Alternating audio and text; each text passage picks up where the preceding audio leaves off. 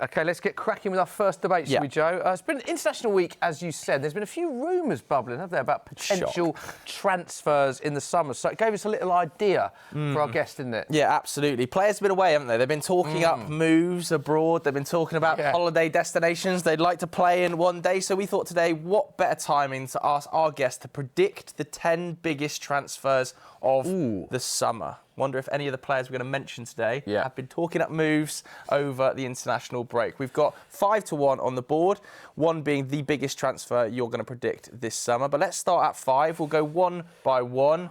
Luca, who are you bringing to the table? And did midweek change your mind on this one? No, midweek did not change my mind. Are you sure? Yep, it did not change my mind. I know he's not a massive name, but Tarek Muharemovic is... Well, he's a long name, isn't it? He's a long name, but he is one of the best young defenders in the world. He's had a top season for Sassuolo, and I think he will return to Juventus. He was part of the next-gen team, and we have a 50% sell-on clause. So if he was to go to Madrid for like 50 million, we get 25 million. So we got 50%, basically a sale on him if we were to get him. So we'd get him half price. And he's a very old-school defender in the sense that very physical, strong in the tackle, reads the game really well, but can also do the ball playing side of things, quite technical too. And he had a great game against Italy, unfortunately for us. But he's had a good season all year round, and this is a very realistic transfer. And he's going to be a big name soon. He's a centre-back, and what's interesting about him is, you said there, he was part of the Juventus next gen, but he never actually played for Juventus. So next gen is the reserve team, but you think he's at the level now where he'll get a big move to the first 100%. team? And if he doesn't move to Juventus, I see him potentially going to an Inter. He's definitely moving this summer to a bigger club. Do you think you need a centre-back then? Because obviously your recruitment decisions in recent seasons about that central defensive position, be that Dean Howson, you know, the arrival of Lloyd Kelly, I think got a few question marks raised at the time, didn't it? This is the guy to sort the issues out? Yeah, he's like, there's more than just the issues defensively for Juventus. We need to recruit in a few other positions. But for me, with the price tag, the fact that he's left-footed, very young, been at the club before, I think it's a no-brainer. What do you make of it? One of the 5 biggest transfers of the season. His bias is creeping. Look, I want to start realistic, you know. Is the Juventus fans' bias creeping in here? Yeah, just a little bit. I mean, look, I would like to see, though, Italian clubs start to recruit younger players. So if this is a move that happens, I think so be it. Because I think over the last few years, you talk about this decline in Italian football. I think a big part of it is the almost resistance from these big sides, whether it's an Inter, whether it's a Milan, whether it's a Juve, to try and go and get the next big thing rather than get someone who might have 3 years, he's going to be cheap. I look at what Milan did with Luka Modric. He's been fantastic this year, but that's not a signing that's going to improve you for the next 5 years. It's just kind of a here and now. So if this happens, I think it's a step in the right direction because Serie A needs to focus on getting back to the top, not just on trying to survive. OK, stick him up. Stick him up. So that is your 5th biggest transfer for the summer. Has this come to your 5th biggest as well? I've gone for Adam Wharton to Liverpool. Adam Wharton to Liverpool. Slightly big. Yeah, to be fair, it's really a question of where do you think Adam Wharton's going to go? Because I think every single summer in the Premier League, there is a market around one position that all the big clubs try and go after. I think this past season, striker was the one, right? With João Pedro, Šeško, Ekitike. Everyone was trying to find the next big number 9. I look this summer, and I think it's going to be like an arms race for midfielders with the likes of Wharton, Tonali, Baleba, Anderson. And I think Wharton is one that a few clubs will look at, but I look at Liverpool and what they need in midfield. And I think a few of them have had really poor seasons in comparison to that title-winning campaign they had a year ago. And I think the biggest one is probably McAllister. Now, I look at McAllister and I think he needs a season off, to be honest with you, or he needs a summer off, which he's not going to get because of the World Cup, but I just think he looks exhausted at the amount of football he's having to play. And I look in that midfield position. Is Wharton the natural defensive midfielder they need? Maybe not. I think they still need to recruit in that position as well, too. But in terms of a passer, someone who just has a nice feel for the game, I think Adam Wharton is so good in terms of just finding those line-splitting passes, in terms of just finding runners over the top. Do they need more? 100%, because I think if they just sign Wharton, they hope that's it. I don't think it's going to work, but I think he'd be a good first step. Luca, can you see that as a fit? I mean, it's undoubtedly, I agree with what Lias is saying. There's going to be a lot of clubs in for Adam Wharton, particularly look at what Palace have done recently. A lot of high-profile players have left. You'd think there'd be a lot of players in for him. Do you think that would be the most natural fit, though? Because it's not going to be a cheap buy, that, is it? No, it's going to be expensive, but I think Liverpool aren't shy from spending big money. And if you look at the midfield, like Lias said, I think Gravenberch has dropped off at the end of the season. McAllister looks burnt out. I think Wharton would be a great fit, and he's a very progressive midfielder, very consistent, and I expect him to leave this summer, and Liverpool would be a good move. If he has his choice of clubs this summer, because like you said, Manchester United are going to be looking for midfielders, probably Man City going to be looking for midfielders. There's rumours that Arsenal might try and recruit in there as well. Is Liverpool the club you go to if you're Wharton? I mean, Liverpool are still a massive club, whether they're playing Champions League football next season or not. Yeah. So for me to say that, if they don't make the Champions League, Wharton's going to snub them, I don't think is realistic, especially because of the money that they can probably offer him as well, too. But I think whoever signs Wharton, it's important that they profile him correctly, because I would hate to see Wharton go to a club where he's asked to do much more than he's capable of doing, or he's played in a role that doesn't really suit him. So if he does go to Liverpool, I hope it's next to someone who maybe has a bit more legs next to him, who can maybe take care of the defensive side of the game, which I wonder, do they have that player at this current moment? People question Liverpool's lack of a defensive midfielder this year, but I just hope that wherever he goes, it's with the correct profiling, because I think if you get the profiling right with this guy, you're talking about one of the most gifted passers in England at the moment. I agree. Okay. On the ball, technically. So good. Pass for the ball, absolutely unbelievable. Let's get him up. Right, number 4 then. So fourth biggest transfer that you're predicting this summer. I'm going Rafael to Arsenal, and I think this is very possible. I look at Arsenal right now, and I think, despite the fact that they're one of the strongest teams in the world, if you look at the thirds, their weakest aspect is their attack. I think on the left-hand side, Martinelli's a good player, so is Trossard, but I think Leao is a jump up. And I know there's question marks about Leao's form in the recent years. He suffered from injuries, he's been in and out of the team, but there's no denying his talent. And I think it's a win for both situations, right? From a Leao point of view, he's been at Milan now since 2019. He's achieved everything really he needed to achieve there. He won the league, being the MVP in 2022, and it feels like a long time ago. In reality, it was a long time ago, but he still had moments since then. He's not really fitting into Allegri's system in a 3-5-2. He's playing out of position. He's got 2 years left on his deal. I think now is the perfect time for him to make that jump abroad, and I think going to the Premier League is a perfect move for him. It suits him. He's fast. He's strong. And I think Arsenal are really crying out for a left winger, so I think Leao's quite realistic. Speaking of which, let's do this together, actually, because you said Arsenal crying out for a left winger. Yeah. You've both gone for an Arsenal potential left winger, so you've gone Gordon. I went on most realistic, and I think if it's between Gordon and Leao, I could maybe see Arsenal favoring the Premier League proven player who is domestic. And I don't know, for me, it seems like a move that seems more likely. Between the two of them, who has the higher ceiling, who's the better player at their absolute apex, I think it is Leao. But he's a bit of a puzzle to me, man, because I agree completely with what you say. I think when he's on form, I've seen Leao produce performances that rival the best players in the world. But my one question for Leao is, has he maybe stagnated at Milan across the years? Like, did he miss the boat in terms of when he should have made that move? I think there was a few years ago, maybe a year or so after he won the Serie A MVP and they won the league, where I thought that was the perfect time to maybe try something new in your career. And I almost think the years that he's spent since then, I think he's almost gotten a little comfortable, to be honest with you. I think there is a great player there, but I look at where he's at in the game right now, his stock in the game compared to a few years ago, and I think that big move might have just escaped you. I think it's very important in football that timing is everything. You have to make the right move at the right time, and I question if Leao just maybe missed the Do you think as well there's an aspect of the game which can talk goals and on the ball, but off the ball work rate in this Arsenal side from those wide players and from that forward line, they press so hard, so high, something we know Gordon does all the time. Rafael, not necessarily something he's particularly known for in that Milan side at his best. Yeah, potentially. He's not the hardest working attacker, but when you talk about raw ability, he has the match-winning capabilities to change a game when he wants. And I think that subsidises for the lack of work rate when you talk about a talent like Leao. Yeah, I mean, I agree. My only other question as well, too, on top of that is when I look at the way Arteta structures his attack and the almost amount of freedom that maybe individuals are kind of given in that attack. They're a fantastic team. They're the best team in the Premier League at the moment. But would that be the thing I look at when I look at attackers at Arsenal? We always talk about Arsenal attackers. Are they able to perform at their absolute apex under Arteta? The question mark has kind of been no with most of them. And with Leao, I think especially a player like that, a maverick, a player who really needs the complete freedom to play his game, would that come under Mikel Arteta? I'm not so sure. Who would cost more? Probably Gordon, to Maybe be honest Gordon, with you, at the moment. He's got 2 years left on his deal. How long? I don't know how long Gordon's playing in the Premier League. Newcastle are already being rumored to lose a few players. Yeah. Would they want to lose another one who's been their top scorer, I think, in all competitions? I'd probably say Gordon's the more more expensive. realistic. You think Yeah. Gordon's more realistic? As Maybe a from Arsenal? maybe from a Premier League perspective, but I just think Leao will leave AC Milan this summer no matter what. And I think in terms of that left winger position, Arsenal need one, so that's why I went Leao. Yeah, good debate. Interesting to see what Arsenal do, if anything, in the summer in that position. Yeah. All right, Luca, let's go to your next one, number 3. Next one, Mr. Nico Paz to Inter. Okay. Now, is this via Madrid? Because he's going Yes. back there, basically, isn't he? yeah, it could be a bit controversial in the sense that Paz has had a brilliant season for Como. He's been their best player for the last 2 seasons now. He's got 10 goals, 6 assists, ridiculous output, and he's helped carry them into Champions League at the minute. And there's no denying that I think he's good enough to play for Real Madrid. But I look at the options that Real Madrid have, especially in the offensive part of the football pitch. You look at those central number 10s. You've got Jude Bellingham there. You've got Arda Güler, Mastantuono, who they signed last year. Brahim Diaz can even play there. Even the wide options are just ridiculous, right? There's so much talent there. Will Paz become the main man? Will they favour Paz over a Jude Bellingham?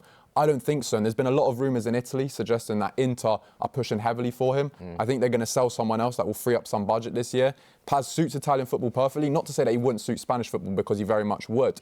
But I'm just thinking from a viable point of view, will Paz get a lot of game time at Madrid, which he needs at this point in his career, because he's just about to, in my opinion, reach the pinnacle in terms of what he's been able to do over the last few years. Unbelievable this season. 10 goals, 6 assists, I believe. Brilliant. Linked with Spurs, wasn't he, for a while as well? I mean, you would love it right now. Yeah, I know, for ages. But, What do you think? What do you think of that one? Yes. I think Nico Paz is a great player, and I think Como have been probably the story of Serie A this season, maybe over the last 2 seasons.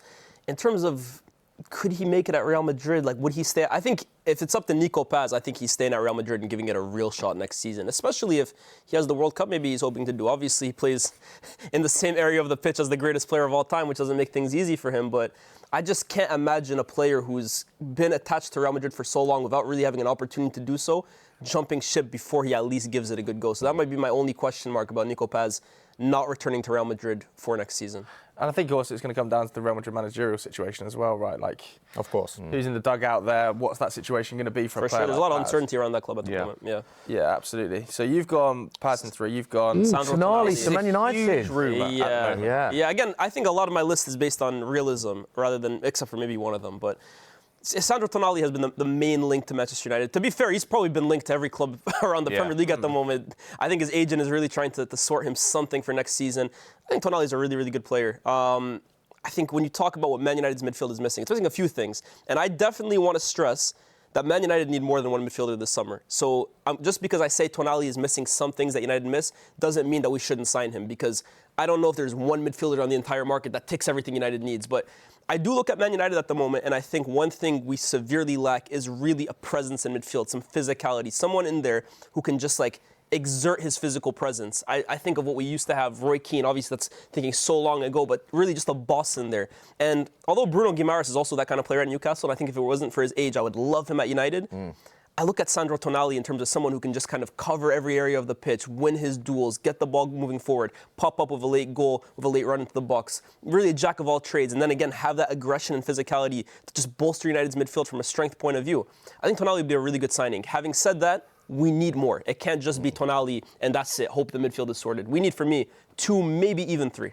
He wants Tonali and Guimaraes. Newcastle fans are going to love you there. I would love. I think Bruno Guimaraes can play for any team in the world, but I respect the fact that I think he's fell in love with Newcastle. Yeah. And also I look at his age, and is that something that Ineos will kind of want to look at, investing so much in a midfielder that's soon to be 29 years old? I don't. And I think Tonali, I think most Newcastle fans would probably admit he's the most likely to go this summer. Interesting. Obviously, Italian, another Italian. You think that's a good fit, Luca? Yeah, I do. I think Tonali is a top-level midfielder, all-action midfielder. And what I love about Sandro as well is his personality. He's a leader. And that's something that the Italian national team has lacked over the last few years. But Sandro Tonali showed desire, showed fight in the last 2 games. And he's a brilliant midfielder. I think there's going to be a lot of clubs calling out for him. There's rumours that potentially could return to Italy. But if United are on the cards with the money that they're able to pay him and Newcastle, I feel like he's most likely to stay in the Prem. Good debate, that. Let's tick those on. Number 3. So now we come to your biggest signings, I suppose, culminating in your 1 and 2. So who have you gone with at number 2? 2 Barcelona players we've gone with. Well, potential Barcelona players. Potential Barcelona signings, should say, yeah. I think this is very realistic. Yeah. I think Bastoni to Barcelona is almost written in the stars now. I look at his situation currently with Inter. He's got 2 years left on his deal. He's been at Inter for almost a decade now. And he's always linked as well, he's always linked with a move away. That's the interesting thing about Bastoni. He's always linked with a move away, right? And now I think context is so important. He was already suffering a lot from whistling, jeering at the stadiums after the Kalulu incident when he dived and he got Kalulu sent off. But now I think he's going to be the pantomime villain in Italy. He got sent off against Bosnia in a massive game. I almost see similarities between Beckham and Ronaldo. What is the reaction in Italy of that? Because obviously you can tell us better than anyone. Yeah. It was a huge moment, that red card and everything. What was the reaction of that? Very negative. Very negative. In that moment, it was a lack of judgment, very poor decision making. And I think Bastoni, he gets rated very highly. But when you look at the defensive side of the game, I think Bastoni lacks a lot. I don't see him as a classic Italian defender in that sense. I think his best traits come from his ball playing, his progression, his passing, his driving through the lines. And he's a very three-back coded player, but I think he could suit Barcelona as well because they're always going to be dominant in possession. He's going to have a lot of time and space on the ball. For example, if he was to come to the Premier League, I think a lot of his negative traits would get exploited. I think he would suit La Liga very well. It's a big change-up, though. That the height of that line from Barcelona, it's incredibly You're playing high. halfway, let's be real. Incredibly athletic to play as part of that back four. Yeah, I think he could struggle in that sense because he's not the most athletic defender. But in terms of like time on the ball, in terms of the slower sense of the La Liga compared to a Premier League, if he was to move to England, would suit him a bit better. You've gone for the other end of the Barcelona. Ooh, awesome. And I've gone, this is probably the most unrealistic one that I've chosen simply because of Barcelona's financial situation and also because of the wages that this guy is on. But if I'm just looking at fit and what Barcelona maybe need going forward, it looks like Lewandowski's days at Barcelona are probably coming to an end. Ferran Torres has been a good deputy, but I don't think is the kind of player able to lead the line week in, week out. I think they're in the market for a striker, and Julian Alvarez has been the other name that's kind of been whispered around Barca. But after only 2 years at Atletico Madrid, I can't see them, after spending so much money on him, really looking to move past him. And I think Osimhen, right? As much as I respect what Galatasaray have done so much for him, and he's done so much for them, it's a beautiful story, the Osimhen and Galatasaray fit. But I just think he's destined for bigger things. I think this is one of the best center forwards in Europe. I think he really got the chance to show it this year. A lot of people had question marks about Osimhen and his mentality and this and that, but I think he extinguished a lot of them with his performances, especially in the Champions League. And when I look at teams that need a number 9, I look at Barcelona, and I think especially the way they play. We're talking about that high line, but also the way they press from the front. This guy's the best pressing striker in the world, in my opinion. Then you look at how quickly they attack. Yamal looking for those balls in behind. This guy's threat in transition. I just think this could be a beautiful, beautiful fit between Osimhen and FC Barcelona. I know what you mean. It does feel like he's destined for a so-called huge club, doesn't it? Because he's often regularly linked with clubs. Clubs over here, Man United linked with him, clubs in Europe, and he's not quite made that leap up yet. And the numbers that speak for themselves. So it's an interesting one, interesting shout that. Put him up at 2, the Barcelona boys, and then number 1. I mean, these are 2 players in very similar positions as well, right? We've got Rodri to Real Madrid from Luca, and we've got Elliot Anderson to Man City. Let's start with Rodri to Real Madrid, because I said at the start of this, players flirting with other clubs in the international break. Rodri has been. Yeah, he had that interview where he said that despite the fact that he played for Atletico Madrid, never say never. It wasn't like he would refuse to move to Madrid. It's hard to say no to the biggest clubs in the world. And then he said that he could see himself returning back to Spain one day. And I think, I look at Rodri, right, his contract expires next year. He's 29. He's been at City since 2019. He's won literally everything there has to be won. He's won the Ballon d'Or there. He's really completed football from an individual point of view. I think that jump to Madrid is something that a lot of Spanish players dream of course, and I think it's very realistic considering the fact that he's only got 1 year left. He hasn't signed that extension. Will City take the gamble of running down his contract? Would he want to potentially move? I think the decision will really come after the World Cup. We'll see on Rodri's future. But I even, like, Elias has gone with Elliot Anderson at City. It could be a merry-go-round where Rodri leaves, Anderson comes in. So, yeah. Could complement each other, that, couldn't could. Yeah. You see that Anderson. Rodri out, Anderson in? Ooh, Rodri is an interesting one because Guardiola just said that they have offered him a contract and he thinks that he'll end up staying, but also never say never. But for Rodri, at his current age, going to Real Madrid, I mean, that's a tough club to say no to. I think everybody knows that. But in terms of Elliot Anderson, this feels like a signing that's just destined to happen. And as a United fan, it's upsetting because I would love this guy at my club. I think this guy, in terms of, like I said, United have a lot of boxes to tick in midfield. I think he does a good job. He does his best at ticking a lot of them. I think he's really, really good. And I just think what he would provide for Manchester City, who have had, for me, their midfield is strong. It definitely is, and they have a lot of options there. But if I look at one position where I think it's been this season, I look at that guy who's just kind of shielding the back four. There's been Gonzalez at times. Rodri's come in. I think they're missing another one in there, especially with Bernardo Silva looking to leave. And I just look at this guy's passing accuracy, his ability to split lines, his long balls, his ability to win back the ball. He ranks so highly in so many defensive metrics in the Premier League this season. I look at him, again, as a bit of a jack of all trades. I think he possesses great leadership. And I think even if he goes down, I think this guy, his stock will go up crazy after the World Cup. Do you think there is the sort of question mark, obviously, about Pep Guardiola's future at the moment? Is he still going to be there next season? If you were a player looking to sign for Man City, would that be a caveat potentially in any move? Look, Pep Guardiola, every every player alive would dream to play under Guardiola. Let's not make any secret about that. But I think Manchester City are a massive football club in England and the world. Let's be real. They have grown themselves so much. And I think that footballing project, no matter who comes in, is sure to be a smoother transition from Guardiola than it was maybe for Arsenal or Man United. I'm very confident in saying that. Okay, stick them up, lads. There we go. Who do you think is the most likely to happen on there of your five? Because obviously you've got the biggest there, but who's the most likely? If you were putting your money on it. Elliot Anderson. To City? Yeah. For me, I think both of these will happen. Okay. I like it. Well, there we go. There is confirmation of the lads' predictions for the biggest transfers of the summer. That's just moving his head out of the way. Let us know what you think of that at home and how many of those summer transfers you think might happen.